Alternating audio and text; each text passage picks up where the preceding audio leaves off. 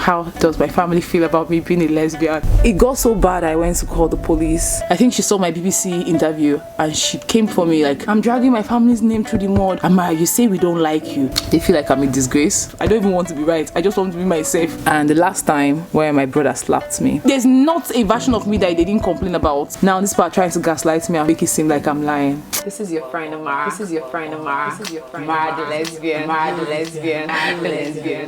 The lesbian. Amara the lesbian. Hey. I was born in a broken country, run away from a broken town.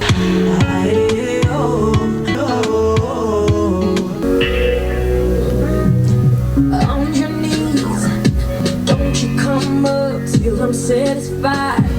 And I call you a ride. I made you come 37 times, and now I need my job. Shell my image and laughs been choking me. And I call you a ride. I made you come 37 times. Shell my image and laughs.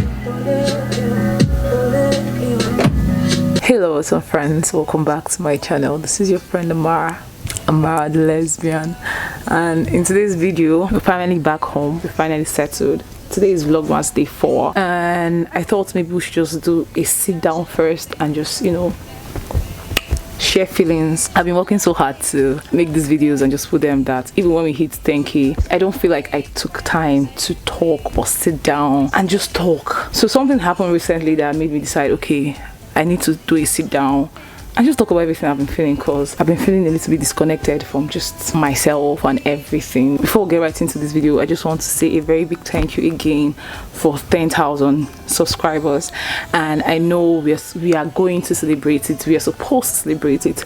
I'm already making plans to celebrate it. That's why, in fact, I need your help. I need help for people that will celebrate, that will be our ambassadors of celebration, since I can't really reach everyone or gift everyone. Initially, when we were supposed to hit 5k, or when we were, you know, when the goal was 5k, I'd promised 5 bowls of stew, and I still want to make those bowls of stew. But now that it's 10k and I also want to reach out to people that are not necessarily in Abuja, not just people in Abuja, I'm thinking about the bowls of stew, because I don't know how to transport bowls of stew to other states. I've been thinking of that. That's my dilemma. So I might gift people in other states other things, like maybe a lunch date, order samosas. I like samosas, or small chops to your house or something. I'm thinking of different things I can do for people in other states. But for people in Abuja, those ones for sure, those ones should stand a chance to get a bowl of stew from me. If you know be 5, if you know plenty, if you be 1, 2, 3, and some people will get different gifts, but I know 10 different people will be our ambassador of this celebration. So in this comment of this particular video, please, I know I've asked this several times, and several times I've gone through those videos, those replies, and we didn't really pick out people. But this recent one, start commenting. I do have about 7 people, although there are like 2 people that I'm feeling somehow about, but I do have about 7 people that I know from the other time, and 2 more that I added to the list. So let me know in the comment section that I want to still open it out for people who have started following me recently, people who don't know about that old time. I want to open it out. By the way, babe is sleeping right beside me, or I'm talking right beside babe, because to be fair, she started sleeping here first, and I came and the lighting was great. This place is great, so I said sit down here or lie down here and do my thing. So let me know in the comment section down below where you're at in Abuja, and if you want to get a gift from me. All right, if you've been watching me for a while, if you just started watching me recently, it doesn't even matter at this point. I just want these gifts, I want them to go to people who genuinely fucks with me. All right, so if you fucks with me, let me know in the comment section down below, and I'll pick 3 more people that would get, that add to my list. So thank you everybody for 10,000 subscribers. Really, it means so much to me, because I've been no reason now, but it means a lot to me. So thank you. So back to the video. So recently, one morning like that, I woke up and I couldn't sleep back, and I decided to just be on Twitter and tweet my feelings, which is what Twitter is for. Everybody comes on Twitter and tweets their feelings and moves on with life. And I did. I came on Twitter, I tweeted my feelings, and I moved on with life. And you know, that tweet went and did this thing. The next day I get a couple of messages from one of my siblings, just like really calling me out. She was really calling me out, like the words I remember that were very prominent is the word liar. I should know, I hope you know that you're a liar, that you lie. This thing you're saying to people is a lie. And I don't know, I sat with that message for a longer while, and I was just staring, like, how? I'm older than the sibling, a younger sibling. And I was staring like, okay, okay. And I replied, okay. I moved on with life, because like normally, but I honestly don't like talking. I look like I'm a noisemaker. I make noise most times, all the time. Half the time I might be making noise. I might be making a noise, but I don't like talking. I don't like being disturbed. I don't like having to come out of myself to do much. My default state of existence is just, I'll just be looking at you. I don't want to be disturbed. I don't want, just okay. So I okayed this message and I moved on with life. And a few hours later, I noticed that this other sibling of mine that I don't even know I used to follow, I still follow him because he doesn't post on social media. Maybe that's why I didn't realize I still followed him. So I saw a notification on my story, and it was him. He had posted a story. I was going to unfollow him because we don't talk, so why are you on my Instagram? I just told myself, so I'll do it later. Then later on, now I was watching a story, and the next story that played after that particular story I was watching was now this particular sibling's own. And before I could realize what was going on, like normally I wouldn't even, honestly I would, because I know they mind my business, and I wouldn't open your shit if I don't fucks with you. Like if I know you might disturb my peace of mind, I won't open your story. I won't do anything. So his story accidentally opened, and the first name I saw was Amara. I'm trying to scan through to see what's going on here. Is Amara a liar? This thing, she's lying to people on her channel, blah blah blah. And I'm just here like, okay, wow, okay. And I left and I moved on for a minute. Then all those words started ringing in my head, and honestly, for like an hour, all I did was just, I sat down and I started remembering my childhood and my growing up and everything that made me say, no, see, I'm done. I'm just done. I want to just go and be on my own. If this is what family is, then I'll much rather be on my own. You see how I said my default mode is leave me alone. That is how I've been since I was like this, a little child. Leave me alone. Just leave me alone. In the particular tweet that is causing this whole commotion, I had mentioned that let me go. Who I said let me go in particular was my mom, but let's just assume I said all of them let me go. I had mentioned that they let me go, and in this person's write-up, my brother's write-up, he was trying to correct the fact that they did not let me go, that I on my own walked out of the house, I walked out on them and all of that. And the truth is, that is true. Like honestly, I thought about it and I sat down and I said, yes, that's true. You people did not tie me by the neck and throw me outside. I used my leg. But the truth is also, they asked me to leave. Remember, I don't know if those of you that watch this channel very well, I'm sure I made a video about it, because that period of my life I felt so alone that everything that was happening to me, YouTube was the way I processed it. Like right now, this that is happening, this that I want to process, this is why I'm coming back here, because that's what I used to do then. I would just process with YouTube. Remember, I made a video about, I can't remember, but I said something about how I went to my father's house with my girlfriend and they set her out, and in that, yes, it was a coming out video. In that moment, a lot of going back and forth was happening. Then I just came out in that moment, in the heat of the moment. I told them, okay, I'm gay, blah blah blah blah blah. And then my dad sends me out of the house. He's like, okay, you leave the house. If you're gay, leave my house. So that did happen. They did actually. There was an actual scene. This was a movie. There was an actual scene where I was asked to leave the house. That did happen. That did not happen. That was not a figment of my imagination. That did happen.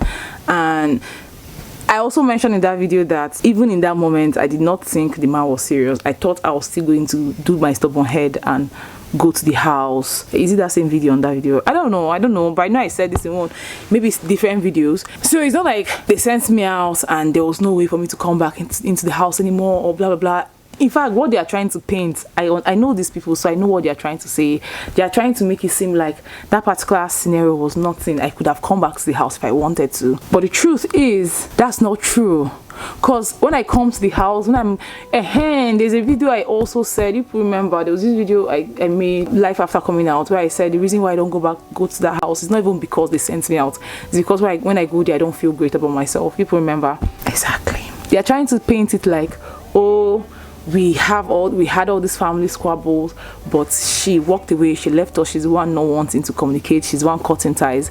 And that is true. I am the one cutting ties. I'm the one being so strict about, don't call me, don't text me, if you don't have anything to say to me, day your day, make I day my day, because we are not family. When I call my surname, like the family name, when I see my name and my family name, I find it weird, because I don't what's the word when you, hey God, English Asham, what's the word when you identify? I don't identify with these people. Because I've checked it. I've tried to remember from when I was very little till right now. And honestly, reading my brother's story that day, he mentioned a lot of things that they had done for me. He mentioned how they had sent me abroad for school, this and that, just a lot of things, which is true. Their own story is they did all these things for me, and I brought shame to the family. I became a lesbian. I disgraced them. They are the object of mockery because of me, which is true, which is very true. But if you're following my channel, if you're watching my videos, there was this time I made a video and I said my sexuality is not the problem with me and my family. Way before I found out about my sexuality, I had, whatever the English is, I've been dealing with unkind people. I grew up with an abusive father, and as much as I tried all my best to excuse it all through my life, because my mom was always explaining it and excusing it, and it was the norm. And then I grew up to this unequal setup where if you're the male child, you have, if you're the female child, they send you to go cook indomie for this or that one. And all of that happened, and all those unkindness of a father just beating you until you faint and wake up. I don't know, there are a lot of horrible traumatic things that happened, unkind things that happened, that made me choose as an adult that I don't want these people in my life. I believed so much in family then. When I was growing up, I believed the problem was me. They told me it was me, and I believed it. I was this child that was constantly rebelling. I would steal, I would do this, I would do that. So it was easy for me to believe I was a problem, and I would try to fix it or change myself or do better. But the hatred never stopped. The beating, the unnecessary name calling, the unkind ways that some Nigerian parents, not all, some Nigerian parents treat and raise their children. I don't understand it. It's like they forced them to have these children. Nobody forced you to have these children. I did not beg these people to have me. As a growing child, I did not understand it. They think if they give you food, they pay your school fees, they give you clothes, or they've done the basic things for you. Like Nigeria things, they give us this one, they give us light some days, they give us roads sometimes. So why do we need security? Why do we need safety? Why do we need all the raping to stop? Why do we need patriarchy to sit down? The truth is, you cannot pick and choose what you want to give to me. Then every other thing should be, I should just, when I have this, why am I complaining? My guy, why shouldn't I complain? Why? I grew up and realized that I was dealing with unkind people. And the last time where my brother slapped me, I made a video, I said this in one of my videos, that a family member slapped me. It was my brother. So sometime last year, and nobody did anything about it or said anything about it. And I saw myself struggle, trying to fight, trying to do something, and it was like me against these people. Really, it got so bad I went to call the police, and it was me against these people. It was that moment I realized this was not my family, that I should walk away. Honestly, 2019 taught me that I was dealing with a lot of unkind people, and I just learned how to just let go. Compassion, sweetness, kindness became my mantra from last year. And honestly, I'm not even trying to say that being a lesbian has not in its own stereotypical way been hard on them, because I walk down the street that I was raised, I grew up in, and people make fun of me. So I think about it, how they might have their own version. My younger sister sent me a voice note one day crying, just saying how I'm not a good sister. And I understand it, I do, but I can't believe it.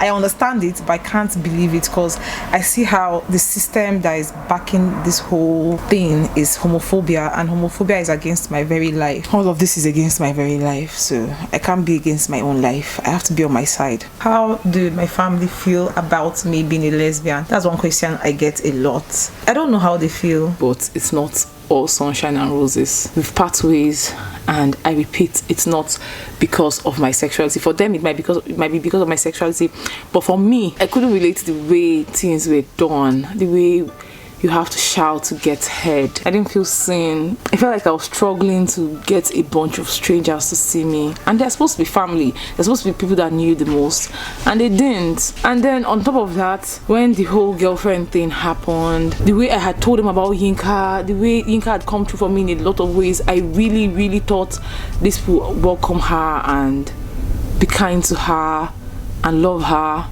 And even if you don't understand it, at least trust that this Amara that has sense, that you people know has sense. They didn't know I had sense, and all my life I think I've in my own way proved that I had sense. I felt like I proved so much to my family. I proved God. There was a time in my life, I've said it now, I've said it in several videos, that my constant job and ambition was to prove to my family that I was worth it. To prove to them, to just prove to them.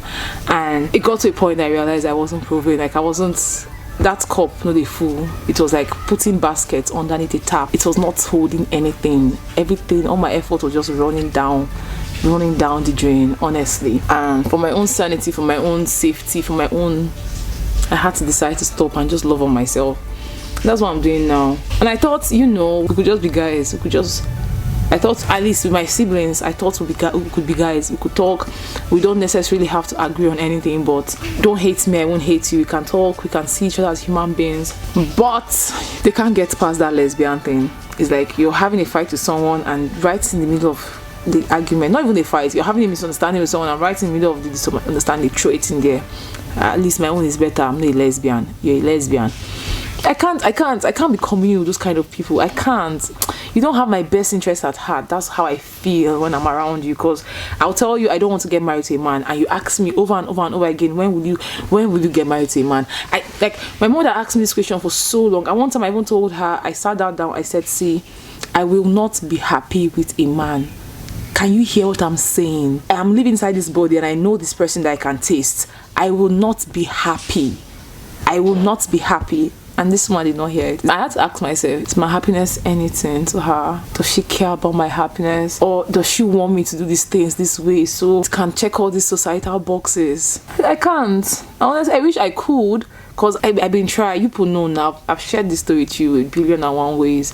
You people know there was a time I was planning to get married to a man to make her happy. Or co-work.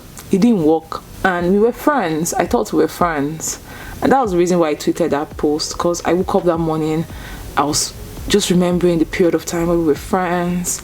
We would talk. I'll text her every morning. I'll text my mom every morning just to wish her a beautiful day. I would call her after school. I would gist her. Even when I met Yinka, I didn't say I met a girl that I love. I thought I met someone. I met this person that's been so kind to me, that's been so nice to me, and all of that. We used to talk. We're cool. We're guys. We used to really talk. Even when I decided to start farming, people know, those of you that followed me, she was my guy. She was my guy. My mom was my guy through the farming period. In fact, she was the reason why I decided to go into business from when I was this little. I went into business mindset. I've shared this video, this part of my life, that I started thinking money and business since as early as I was 8 years old. How to make money, because I remember we were in somewhere one time and I made some amount of money. It was 1,500 naira. I was a child. It was so much money that period, and I remember running to give my mother that money, and the way she smiled, I cannot forget how she was so happy. And that happiness made me think as a little child that money makes this woman happy. I will make money for her.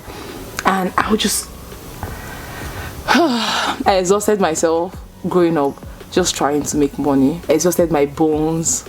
I exhausted a lot of things about myself just trying to make money. And I did. I won't even lie. I did. And life happened. A lot of things happened. And now we're here. We're here to this point where I feel like I'm tired. I feel like I deserve rest. I feel like I deserve love. I feel like everybody that I've worked hard for all through my life should love me. Like, if not for anything, for the fact that I've worked hard for so long just to make you happy. Now I'm tired. I just want to love. If you don't want to love me, leave me. Honestly, I'm at that place of my life that if you don't want to love me, and I got there after the farm closed beginning of this year 2020. After New Year's sales, we closed the farm, and sometime this year we got rid of everything in the farm, the building, the structure, even the structure. We got rid of the structure. Honestly, that's how tired and exhausted I was. Like when I was done, I was done. We got rid of everything, and I just thought, Siba, I've worked so hard when I didn't have to. You sent me abroad. Yes, you sent me abroad, and I went there and I hustled the shit out of my life. No, see, don't even use me and play. I did not have one day of safety, of feeling like I could just sleep and, you know, someone pay my bills. I had to figure it out. So yes, I'm tired, I'm exhausted, my bones are tired. There are days I wake up and I'm just tired. I've not done anything for the day, but I'm tired. I'm owing my body sleep. So I'm at that place in my life where I just want love. I don't want to stress. I don't want to beg you for it. I don't want to explain to you why I need it. It's the reason why I don't even have a lot of friends right now. I don't want to beg you for this love. I just want you to give it to me, because I feel like I've worked hard. If I've not worked hard, then why are my bones tired? That's where I'm at with my family. We're not family. We just know each other. They're not bad people. We are just not cut from the same clothes. The things I would necessarily do are not the things they will necessarily do. The things that are my values or they are my core are not their values and their core. The things that are their values and their core, all of them agree. I'm the only odd person out. So we can carry myself day by day. I'm not saying they're bad people, because it's like they're trying to defend so much. My sister wrote to me and said, hey, I'm dragging my family's name through the mud. I beg you, that everybody should just do their day. I'm not saying they're bad people. This is just what happened. I'm not going to spend my time trying to edit and make anybody look good. This is what happened. This is what I remember happened.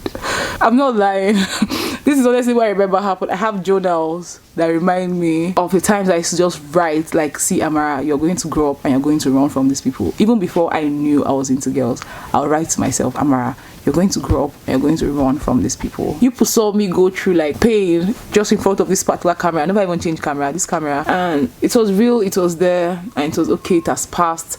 Now this part trying to gaslight me and make it seem like I'm lying. I'm okay though. It's just that first day that I saw the stories and the messages that I had to sit down and ask myself, wait, am I lying? Aside that, when I reminded myself that, see, guy, this thing happened, you've lived through it, you're no longer there, don't be answering because anybody's calling, just ignore it. So I decided to drop it, ignore it, move on with life. I'm honestly doing just that. So again, how does my family feel about me being a lesbian? This is how they feel. They feel like I'm a disgrace. They feel like I brought shame. They spent so much money on me and it was all a waste. They feel like I wasted their money.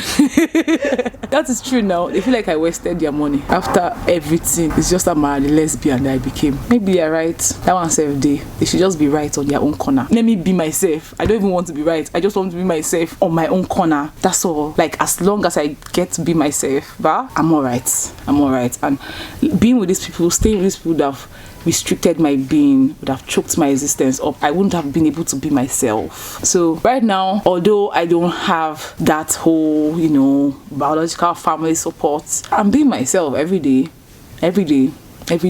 And honestly, that's enough for me, because those people, they didn't like, I keep saying again, they did not like me. My sister came for me.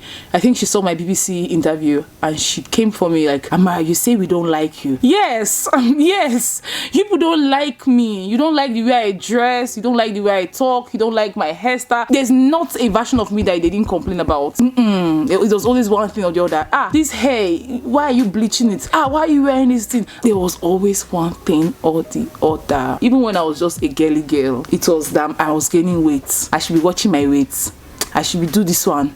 I should do that one. Honestly, it was one thing or the other. It did not like me. Let's not argue that one. When you like a person, you don't treat them in a way that they be constantly looking at themselves as if they're a sin. You don't treat them that way. No, I felt sinful being around my family, and it's not even about being a lesbian. It been done till medicine starts. So as much as the whole family thing's not my sin, I get to be myself, and I'm surrounded by people who love me for myself, people who I don't have to hide or censor myself around. So that's enough. That's great. That's awesome. That's everything I want. That's everything I need. And I'm alright. They're doing fine. They're doing great. So nobody's losing. Everybody's winning. We're all alright. Let's be alright. I'm with my lesbian clan. They're with, their God and their Jesus, we are all fine. All right, so with that, I've come to the end of this sit down tete-a-tete. I always forget to, not forget, I don't actually forget to put end words. It's because when I'm vlogging about the gays gathering, I normally don't know where the vlog is going to end. It's just if I'm editing and it's getting too long, I decide, okay, this is where I should end. Making an end word would mean I'll have to go and shoot an extra clip, and sometimes I'm just lazy. So today, let's make an end word. Today's end word is going to be let us see. What do I like? I like love. Eh? What did you say? I think the end word should be snoring. Let's do love. I like love because I've been collecting love lately, unashamed, shamelessly. I'm now in the business of preaching collect love because I realize a lot of us are good at giving love, but we are very bad at taking love or collecting love. In fact, we are ashamed when we take love. There's a feeling of shame, like you'll be feeling like, should I be taking this? We then start thinking of giving back, say, because we are ashamed of just collecting. See, collect love. Love should be the end word. Love is the end word. Love. If you got to this part of this video, which is the end, type love in the comment section down below, so I know that you got here, so that I know so that I know so I know that you got here, so that I know that you love me. Why does that sound wrong? So that I know that you love me, so that I know, so that I know, so I know. Type love so I know that you got to the end of the video, and so I know, hey, so I know that you love me. Why does so I know sound wrong? But when I say so that I know, it also sounds wrong. See, English sham. Just, you shall know what I'm trying to say. Write love in the comment section down below because you love me and I love you and we love each other, and I'll see you tomorrow for day 5. All right, I love you. Bye. Don't forget to look after yourself, take care of yourself, pick yourself, choose yourself, fight for yourself, slap somebody for yourself. Okay, don't slap anybody, please don't slap anybody before they say it's Amara that sent you. All right, no, me send you. Don't slap anybody, but pick yourself, love yourself, give yourself anything and everything that you can give yourself. All right, I love you. I'll see you soon. Mwah.